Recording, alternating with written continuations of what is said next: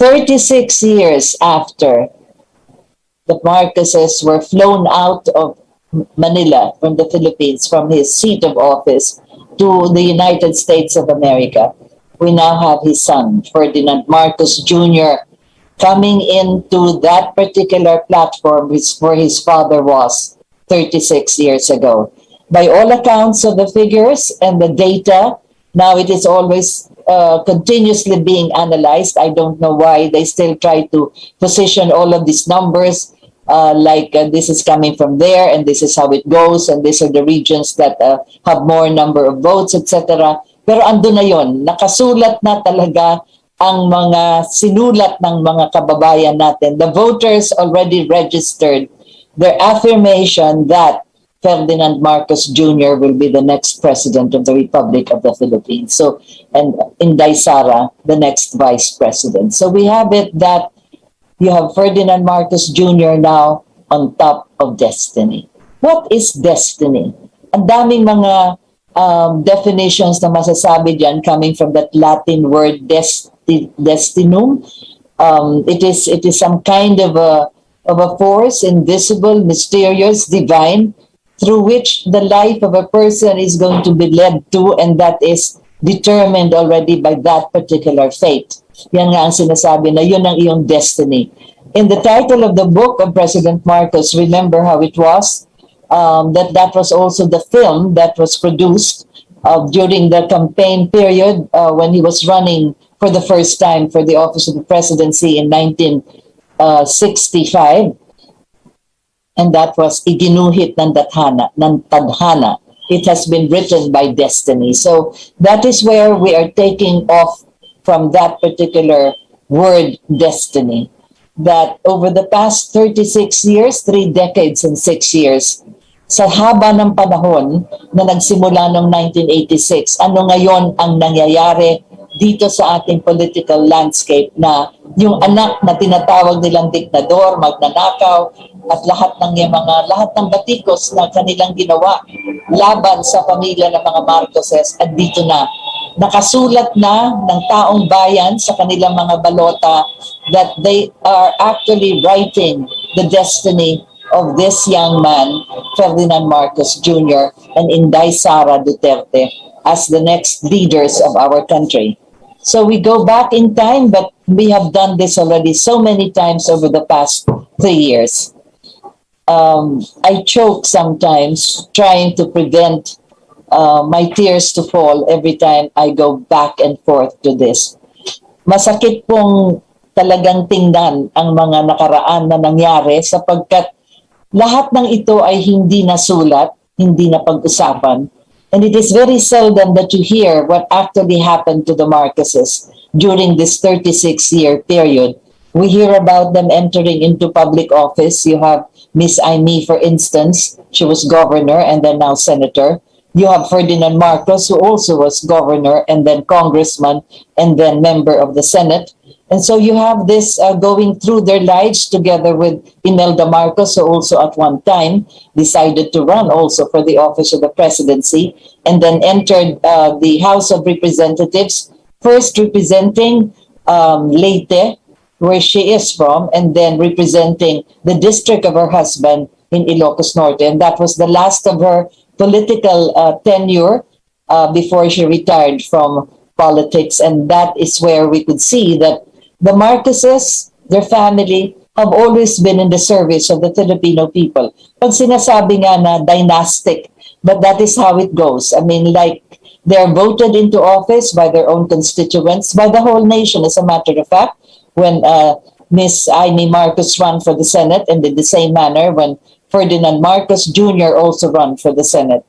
So here it is that we could see that in the period that they have been back to the country from 1986, the people have come about voting them into office. Kaya ngayon nakikita natin that from 1986, during the time of Mrs. Aquino, where there was this rage, this vilification, this anger, this hatred that was spewed against the Marcoses, their relatives, their family, their friends, their associates, lahat na ng konektado sa kanila. That was how it was then. napakasakit ng mga tinatamaan ng mga batikos na yan because many times they were not able to answer this. There was no access to the media, no access to television, no access to any method of being able to communicate to the people, to explain what is actually happening to them. We hear snippets of this. Sometimes it comes out in the newspaper, but very little is actually being talked about it. Until recently, when we had social networking already in full force, this is the technological phenomena where you could post your comments and you could talk about this, and this would be unhampered by any censorship, or well, of course, there are stoppages sometimes, and oftentimes this is done by those in Facebook, in YouTube, in Instagram, and whatever. But it is still possible that you're able to post your comments, your opinions, and you're able to speak about this. The way over the past 3 years, in 2019, this RITA GADI Hour, and we also had the RITA GADI Chronicles, we were able to trace back and forth what has happened to the Marcoses from 1986. Kaya pag minsan po, pag binabalik-balikan natin, masakit ito na ating kinikwento, ngunit kinakailangan. How many times have I said this every time I open a program? I am not apologizing or propagandizing or trying to defend. It is simply my duty and my responsibility to speak out and tell the truth. What is the truth? This is the truth that they have denied so many times in the past, to this very day. How many times in a day, actually, we hear that those words, human rights violator, stolen wealth, magnanakaw, and all of these adjectives that they attach to the Marcoses. And now they impose this on the son, who is now rising from the multitude of supporters with this long caravans and rallies that he has had over the past months when he announced his candidacy for the presidency. Pero yun nga po ang sinasabi natin. Kaya po natin to binabalikan sapagkat doon natin makikita na dahil sa mga pangyayari over the past 36 years, hindi po na alis sa isip ng mga tao, lalong-lalo na sa panahon ngayon, kung ano ang pinaninindigan ng mga Marcoses. And now you have Ferdinand Marcos Jr. standing not under the shadow of his parents, but on his own, despite the fact that over the past 36 years, he has been vilified just about as often as his father and his mother are both likewise being vilified to this very day.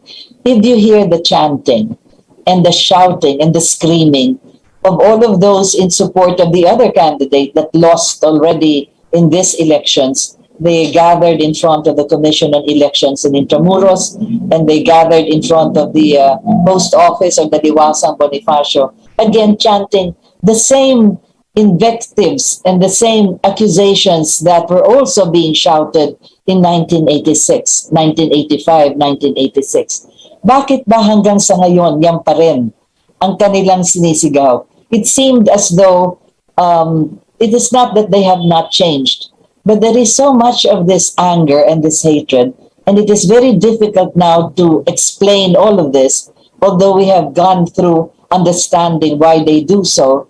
After all, they have been in power 6 years under Mrs. Aquino, and several other administrations after her until her son, Noynoy Aquino, also became president. So dyan makikita natin how often do they revive this. Parang anong sabi nga sa criminal law, recidivist na halos, paulit-ulit na rin yung ganyang klaseng mga paratang. If it is a fault, then that is how it is being repeated. And through this program from 2019, we have done as best as we could to clarify all of these issues. We began even because of through the courtesy of the Kilusang Demokratiko ng Pilipinas, so that's the KDP, that's the channel that we are using for the RITA GADI Hour, and early on we also had the RITA GADI Chronicles.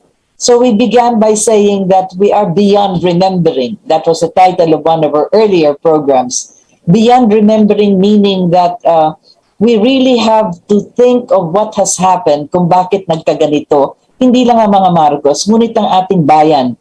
What happened to our country from the time that they gathered in EDSA and say that out there they said that there's going to be change, but instead they created their own fundamental law. Mrs. Aquino appointed people to write their own constitution, which to this day is being already demanded to be changed completely. It is no longer just answering to the needs of the times, but it has become so prejudicial to many of the progressive movements that are necessary in this particular stage and in our geopolitics, the geopolitical world that we are in right now. So that was how we began in this program, Beyond Remembering. We had something like 10,000 viewers early on. And then we also started with the historical notes, which again, as I've said, we have listed down what has been happening since then. The first law that Mrs. Aquino created was the PCGG, the Philippine Commission for Good Government, which by that own law, she already declared that the Marcoses amassed illegal wealth. Can you imagine a law that already proclaimed and accused you of illegal wealth? And that is the Marcoses, their family, their relatives, their friends, and their associates. And that PCGG has continued to sequester, to sell, and some of them, it has already been reputed that some of them properties have also been stolen already, whether by their agents themselves or other people within that office. So we can see how important that was as far as history is concerned. Hindi ito napag-uusapan, hindi ito nasulat. Up to this day, we still should have an accounting of the PCGG. They keep on accusing Marcos of having stolen. But there is one basic question. Ano ba ang ninakaw niya? Nagnakaw daw sa taong bayan. How many times have we repeated this in so many of our episodes? What did they steal? Isn't it a fact that one important document or one important witness in court should testify that here is where the evidence is? One proof that money from the Philippine government, the money of the Filipino people, was stolen by President Marcos. Walang nangyaring ganon up to this day. And always they say it's unexplained wealth, it's illegally acquired wealth, it's stolen wealth. But there still is no proof. And because of this, we have come out with what? With a summary of the 350,000 documents that were presented in the trial in New York. Ganong kadami yan, 350,000 documents which are supposed to be presented as